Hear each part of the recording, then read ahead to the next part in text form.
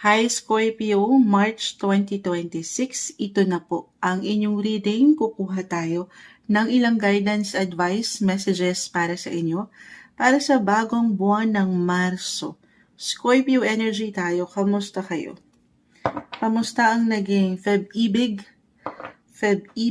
ng isang Scorpio? Hopefully, naging masaya naman po ang inyong mga puso sa inyong mga paraan. Scorpio energy tayo, message. Ano nga asahan ng mga taong ito? March 2026, Scorpio. Okay, kahit pa tayo. Kuha muna tayo ng ilang guidance para sa isang Scorpio na maaring makapakinig nito. Okay? Sandali. Excited ang baraha. Four of Wands. 4-4. Four of Wands. May kasalan ba? Kasalan agad, Moonshine. Kung hindi ito mismo sa inyo kailangan ko marahil mabanggit yon. This is a wedding card.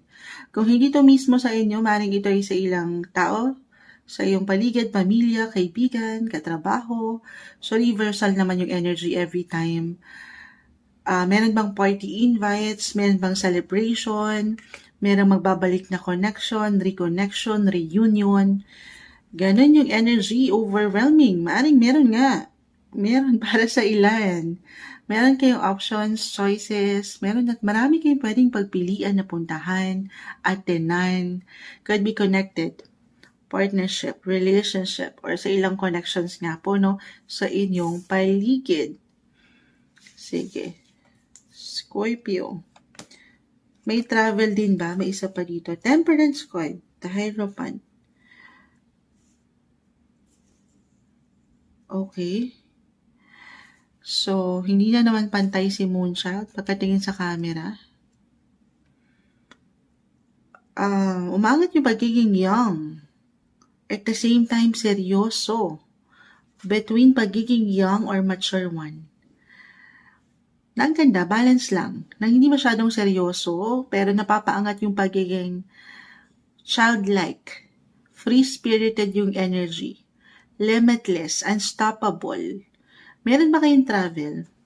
It doesn't matter kung ito po ay long or short distance travel. May pagbiyahe kasi nga merong reunion. Ayan. Merong wedding na attenan or celebration. Very positive naman. I see healing, recovery. Medyo overwhelming, madami akong nakikita. Guys, sa isang baraha po, maraming pwedeng mensahe. So, just only take what resonate pa rin, Scorpio, Kahit pare-pareho kayo ng sign, again, magkakaiba po ang bawat isa. Dito tayo sa na-mention kung pwedeng magbalik. For some of you, could be connected sa friends again, or someone na in a way, hindi kayo nabigyan ng closure. It could be an ex, or unfinished business ba to? Or meron bang na-ghost sa inyo? Maring meron kayong impormasyon, balita, or connection, communication na umangat ulit this March. For some of you, I see healing, parang ready na ulit. Physically, mentally, emotionally, handa na ulit na pagnilayan na ito. Handa na siyang mapaangat ang boses. Yes, actually, other messages. Pero regardless, relationship-wise, andito na rin naman tayo. Meron bang, kung sa inyo mismo yan, may celebration sa inyong mga puso. Happiness, deserve nyo to Deserve nyo maging masaya. Oo, lalo kung dumaan na kayo nitong mga nakalipas na linggo or buwan ng taon na hindi ganun naging magaan, mailang pinagdaanan po sa buhay relasyon na kung saan kayo ay iniwan or kayo ang nang-iwan. And this time, may pagkakalma na. Ready na ulit. Or maybe ito yung pinaka-advice, pero iba-iba po tayo ulit sa pagiging handa.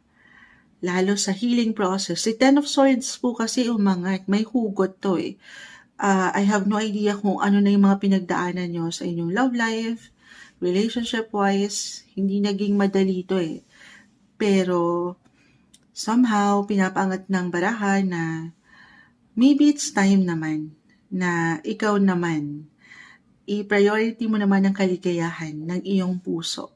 kung saan ka higit na magiging happy. Deserve mo yan. Okay? Meron ako nakikitang kagandahan, kagalakan, celebration, happiness, fulfillment na deserve nyo.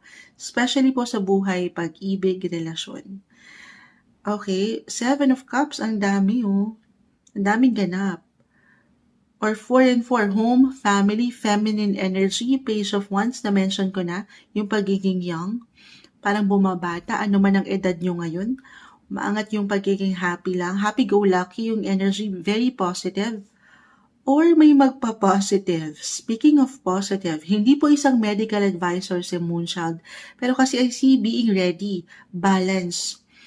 Para sa ilan, marahil kailangan kong mabanggit ito, Scorpio energy tayo, March 2026. Lalo na kung meron ng kasalan, syempre merong honeymoon.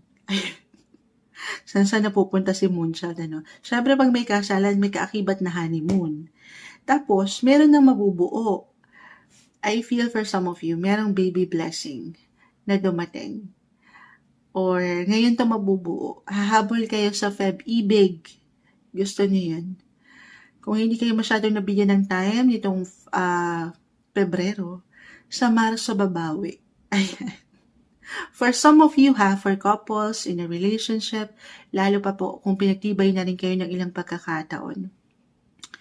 At ito may purpose ako nakikita guys sa Temperance card. Other messages, single and ready to mingle. Maaring meron kayong makilala. Ayan, sa party, events, mapabusiness man yan or ayan, personal celebration sa family, kaibigan, or may ilang taong pwedeng magbigay daan patungo kay the one. Kung ito lang naman po ay handa na kayo, Scorpio. Kasi iba-iba tayo aking uulitin sa paraan po ng pagiging handa. Lalo pa kung itong mga nakalipas, dumaan kayo sa hindi kagaanan, it's okay. Hindi nyo kailangan madaliin. Yung process of healing, magkakaiba po ang bawat isa. Take it easy, kalma. Pero meron akong chance na meron kayong makilala. Opportunity, yes po, meron. Limitless, actually, marami. Maaring humahabang mga buhok ng ilan sa inyo ngayon. Hindi nyo alam kung sinong pipiliin. Moonchild parang wala naman. Meron. Meron guys. Believe. Dream, believe, survive. Ang atake. Cherries, stay optimistic lang Stay optimistic pagdating sa inyong mga love life. When it comes to your work, career. Yes. Why not? Baka dito yan, celebration po. May something ganda po akong nakikita pagdating sa inyong mga buhay paggawa, karera. Lalo kung naging mahaba, patuloy nagiging mahaba ang alin. Ang inyong mga PC, ang inyong mga pasensya. Patuloy kayo lang nag-show up sa inyong mga pang-araw-araw na buhay. Patuloy niyong showcase ang inyong mga natural na ability sa showtime. Ayan. May ganda dyan guys. On fire actually. Baka dyan mag-apply po yung offers. Ayan, marami. Opportunities, clients, hindi kayo mawawalan. I-claim na natin yan The Hierophant, kung hindi nyo pa ito masyadong dama sa love man or sa buhay karera, sino yung enerhiya ng mga boss nyo or someone nakatataas, employer, or pagdating sa love, kung hindi nyo paramdam yung na-mention ko na meron ba Moonchild, parang wala naman talaga. It could be someone's secret pa. A secret lover, or sikreto kang pinagmamasdan na, napupunan na, nakikita na ang iyong kakayanan, Scorpio, ng iyong boss. Hindi niyo pa man yan makita. May ganda po, nagagandahan sa inyo, sa inyong pinapakita, sa inyong mga aura, physically, mentally, emotionally, sa inyong kakayanan. Walang tamis yun. Okay, pero marahil kung umangat si Temperance card, kakalmahan, everything happens for a reason. Gusto niyo yun, biglang pasok ng quote.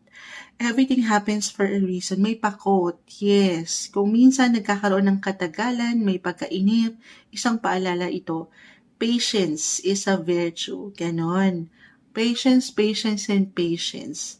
Sa ilang pwede nyong makasalamuha ngayong buwan kasi si Mercury ipapasok natin. Mercury will go on retrograde for the rest of the month. Maaring maramdaman natin yung ilang delays, ilang glitch, ilang pagkainip, kaya umangat ito, kakalmahan. Okay, pagkatiwalaan yung proseso. If ever meron kayong ilang maramdaman na kabagalan, sa ilang ganapan this month ha, sa ilang ating napag-usapan. Your circle, friendship, celebration, your love life, healing, ayan, or pagdating sa mga sa trabaho, parang feeling nyo kung walang masyadong ganap, gumagalaw kayo guys ha, may progreso.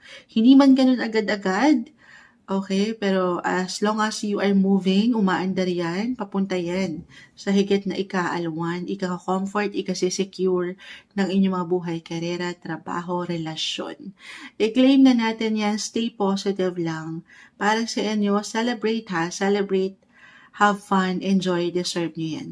Ngayong buwan, yun yung umaangat na guidance, advice, messages po para sa inyo March 2026, mensaheng gabay lamang po, Scorpio.